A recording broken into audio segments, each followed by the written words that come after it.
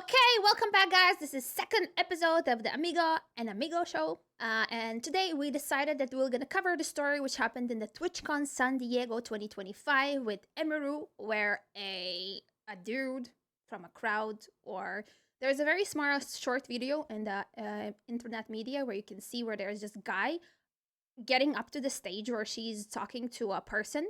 And I guess that stage is forbidden just for like two people to be at, but he just goes there in, no one stops him, and he either kisses her, either hugs her, either I don't know what happens there, but it does not look appealing, and that does not look like something she wanted, or that's not the plan of the event. And I think that's been a pretty much most discussed news of this past weekend.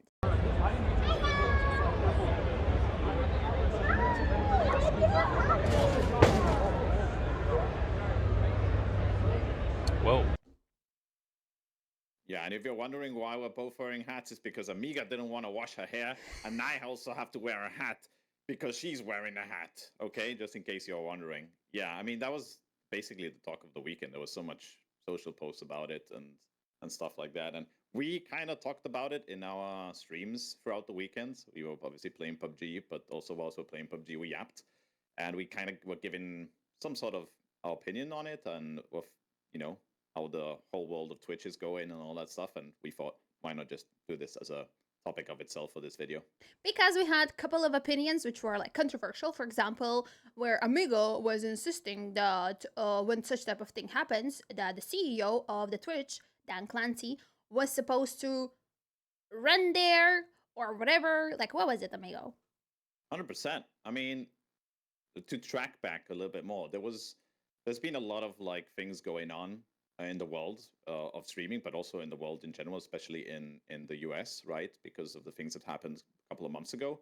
A lot of people or / streamers have been feeling unsafe about going to not only TwitchCon, like IRL stuff, right? Like IRL events. And a lot of streamers, for their own safety, decided not to go to TwitchCon. A lot of like big streamers said that I'm not going because of safety concerns, correct? And then there was a statement by Dan, the CEO of Twitch, that said, it's going to be safe. There's going to be security. Like everything's going to go fine. No problem whatsoever. And a lot of streamers, for example, Emiru, who was going to go to TwitchCon, who's also a massive streamer on herself,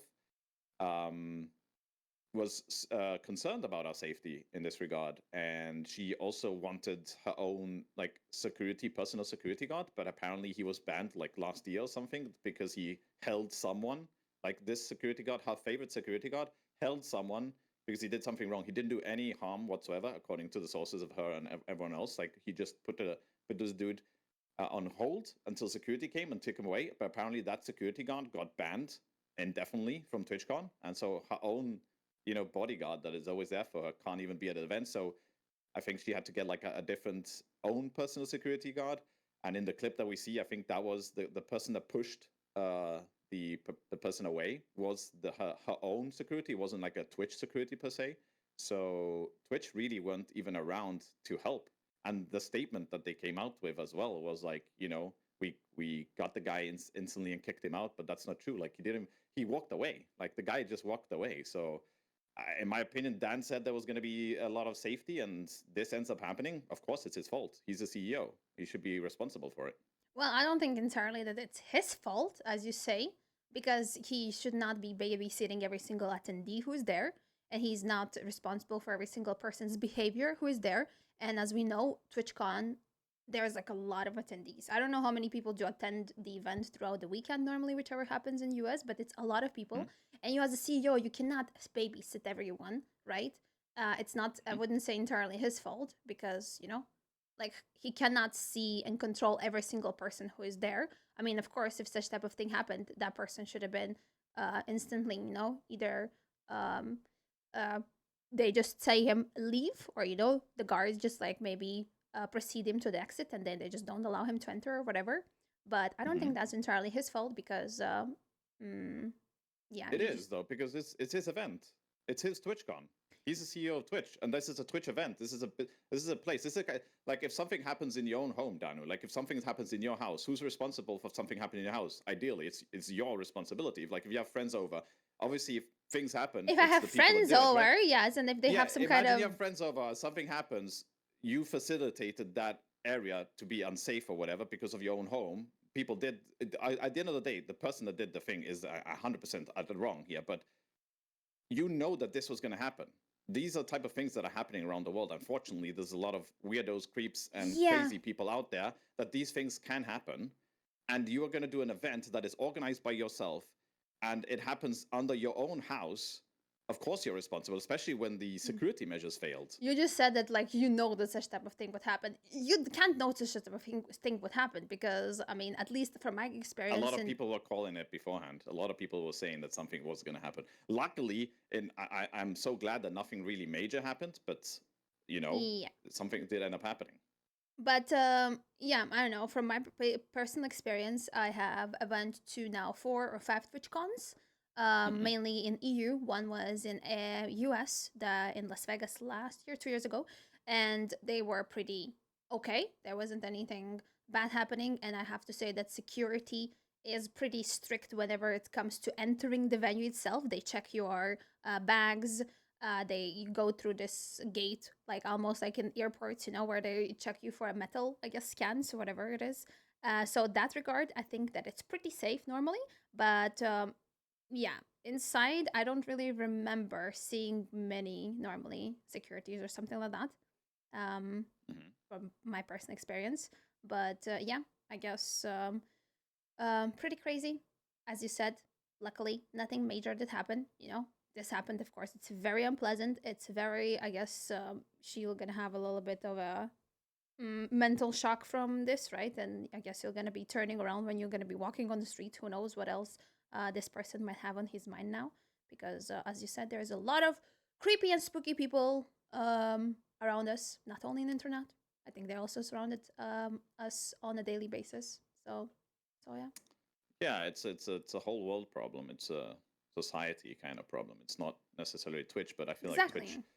or the gaming world is more amplified because you have these type of people in other aspects of life, like celebrities, actors, football stars, Formula One stars. They have kind of like or singers. They have like crazy fan girls or boys that go to the extreme where they form parasocial kind of uh, things going on, or not parasocial, just be like a crazy fan, right? And I feel like Twitch and kind of the streaming world is amplified even more because you have that direct connection. Like if you know, for example, an actor, like I can name anyone, right? Like let's say Dwayne Johnson, The Rock. Like I watch maybe his movies or watch his whatever that he's gonna do, but I don't have any direct with him. My only direct is I go to a show. Maybe if he does an event that I'm there, he might do a meet and greet or signing or whatever potentially, but it's very well organized. Then sure, but there's a disconnect, right? I don't have, but on streaming aspects, like especially on smaller streamers, but it also happens on bigger streamers. There's more connectivity there because one, you see the chat. The viewer can chat with the streamer can chat with the viewer. The viewer can donate to the streamer to also like communicate with them. There's multiple aspects of communication back and forth, and some would even go to like maybe DMing or emailing or whatever, right? There's a direct connection there, and when that direct connection happens from both parties, it creates even more of this problem. And I think Twitch in general and streaming, I'm referring to Twitch, but it can also happen to other streaming platforms or entertainment platforms. I feel like Twitch mainly has this problem, and people don't really realize how bad it actually is because it is a big problem. I mean, I've been streaming now for 10 years. I've had a lot of guy friends streamers, a lot of girlfriend streamers, and how crazy amount it is to girl streamers is so high that it's like I see it. I see the messages they get. I see the emails. I mean, people see it in the chat. Like for example, yourself, you get this daily where someone messages something kind of creepy or weird or whatever in the chat, and it just happens over and over again. But they don't see what's happening behind the scenes from regular viewers or potentially that say things, or like are so attached to them. And I've seen that throughout my years, and I've personally streamed, and I've never really. Maybe I can say I've only got like one message out of the 10 years that or something that felt like kind of off. But when I see a girl streamer from any size, I see it so often, and Yeah, it's such a big problem. I It's think such a big problem. I think in the girl streaming world, unfortunately, is being applied way more because obviously I also have girlfriend streamers and guy friend streamers, and I even Hmm. spoke with several guys asking, "Have you ever had that?" I even remember Wacky Jackie once messaged me, "You have so many," or he asked me in real life or something. I remember like, "You have so much marriage proposals. I wish I would have at least one." Like laughing something like that. Yeah. I was like, "Yeah," Yeah. like I was like, "Wait," like maybe he sees this as a funny way. I see that as a little bit spooky thing. But yeah, Yeah. definitely happens very a lot, especially in the female streaming world. And I think any size, any size. And it's scary. But I personally, I feel like I have already got immune to that because I just tend to not pay Hmm. attention to that. But once you see these things happening in those events, it just gets even scarier. I'm like, okay, do I go Yeah. next time? maybe I should. Maybe I should Exactly. skip the next event. So yeah. Yeah, because we are the comfort of our own homes, technically, right? We're gaming streamers primarily, and we are at home, so we see it, but it's more anonymously. It's not in person. But then when you go, if you ever consider going to these events for you personally or for any other woman, like it's tough because you have these people that could be creepy already online, that could be at this land. And Emru is an example. I mean, this is a subject of this video. I mean, she already had issues in the past. She even expressed it, and she has her own security. She even said that she spent going to all the TwitchCons. She spent over $100,000 in just security alone to like pay for them, travel, all that stuff. Right? She's paid so much money just for security. But don't be wrong, she's a big streamer. She's a massive streamer. She's doing really well for herself, and she can afford that, right? Personally, But but what if this person who cannot yeah, afford that? yeah, exactly. What if it's a smaller streamer that I gets the couldn't afford same? $100,000 security, person I mean, you securities. don't, you've basically have not in the past. I mean, I think it's a little bit different in EU compared to potentially the US one, but you've gone to a US TwitchCon yourself as well, right? But um, luckily, I mean, nothing's happens, but like still, like it's kind of spooky. And if you know it's something that's happened before and it ends up happening, it's kind of like worrying. And I don't like the approach that Twitch gave. I mean, they lied about it in their statement first, saying that all this stuff. And do you even know What do you lie? What do they what? lie about?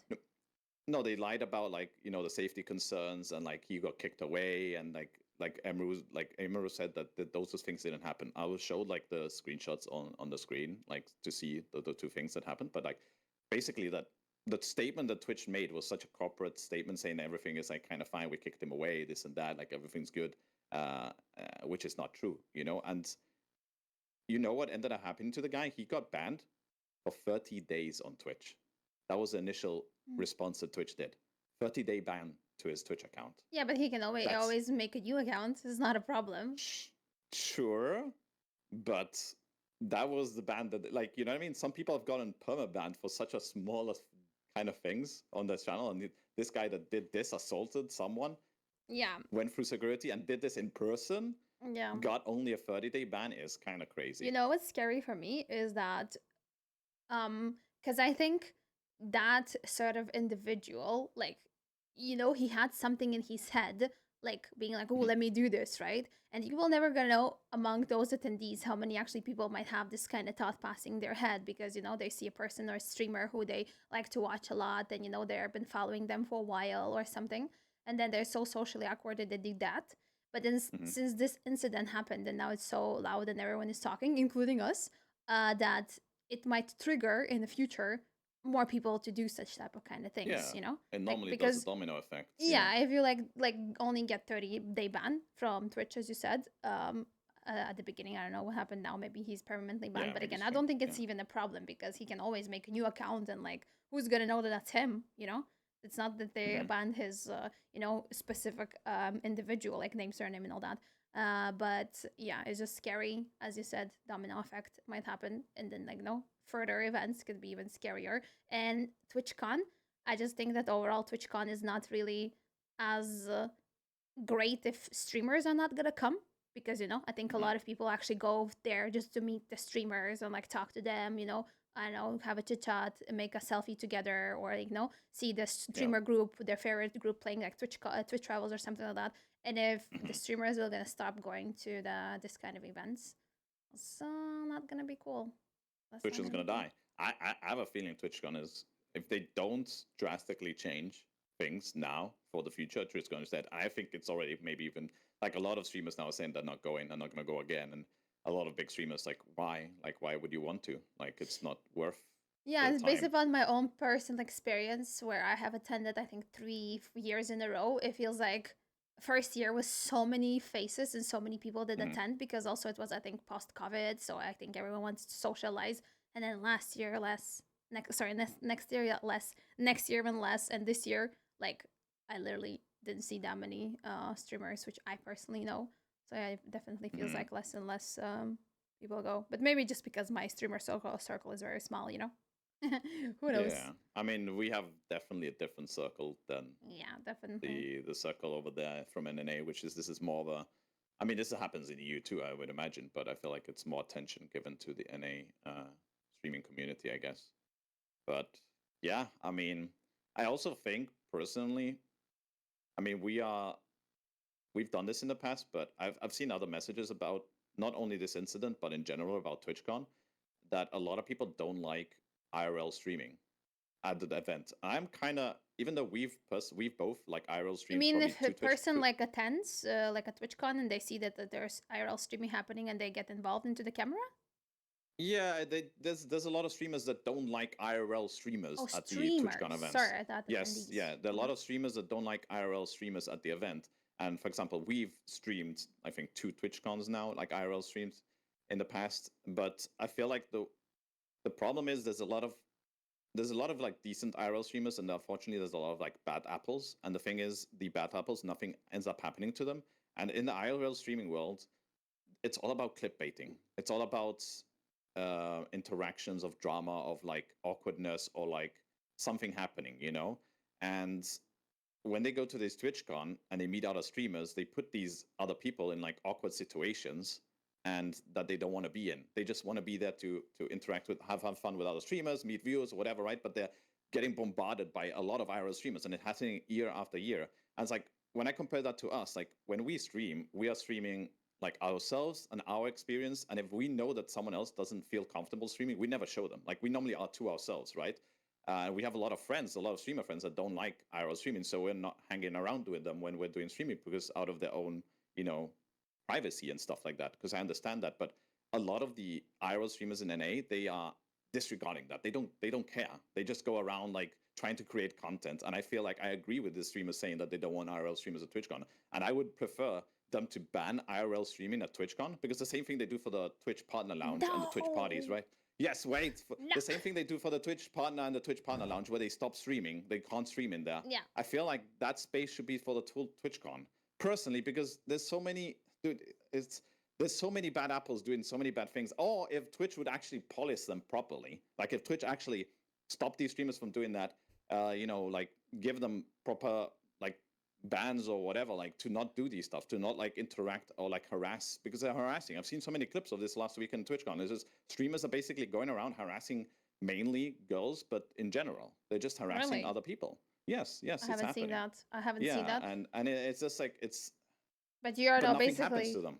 yeah, but you're now basically implying that we're not gonna be able to IRL stream if we go to those events. I And rather my I personal goal normally is to go there just to make an IRL stream, but okay. I have not Yeah, because heard it's about fun. the I enjoy harassing, it. aspect there. I don't get me wrong. I just if it for me it makes other people comfortable at the whole TwitchCon event and it makes it a better experience, I rather we don't like for me personally not IRL stream. Even though I I get do that. like IRL stream, I also think IRL streaming is also part like it brings the viewers that couldn't attend the TwitchCon to experience that with you. I think it's awesome. Yeah, Some people might not see it that way, like you exactly. actually experience that in that way. But Twitch has changed so much now where it's like so IRL clip heavy, and I feel like a lot of people like kind of go to TwitchCon just want to maybe there for like gaming. They don't want IRL, and they've been shoved by IRL everywhere. You know what I mean? That's a problem. Maybe you Well, haven't seen it, but it happens. I haven't noticed that because I feel like when we were Yeah, there, you just see a couple of IRL streamers, and then there is us as well. And I don't know, yeah, maybe I just like yeah, too focused into my own world yeah, when we were potentially. there. But yeah, thank Hmm. you so much everyone for watching this cheeky episode of a second series with Amiga and Amigo show. Make sure to give a like to this video and drop a comment. What do we ask for a comment? What do you Your mean? thoughts. What is your opinion? Your Your thoughts, opinion opinion. on thoughts? Anything? leave it in chat. Any other topics you want us to cover? Also, like any opinions, like we're always looking for things to cover. Obviously, within our space, it's much more easier for us to talk about. Yes. But anything, we're down to yap about it. Sweet. And we're gonna see you guys next week, hopefully. Ciao. Bye-bye. Amigo, you should have been do like the V sign, you know? Peace. V? Peace. Peace. Nice. Oh. There you go. I didn't do it though. Sweet.